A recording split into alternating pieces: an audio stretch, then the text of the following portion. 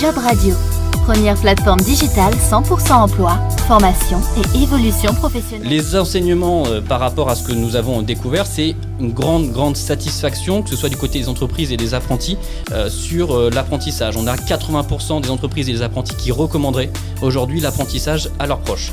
Donc pour nous c'est important, c'est pas forcément l'image qu'on a toujours eue sur la question de l'apprentissage. Aujourd'hui ça devient une voie royale d'accès à l'emploi. C'est vraiment l'enseignement qu'on peut retirer du coup de cette enquête. Alors il faut savoir qu'on est à peu près à 42% des apprentis qui ont fait leur apprentissage en entreprise et qui restent au-delà de leur contrat d'apprentissage en signant majoritairement un CDI.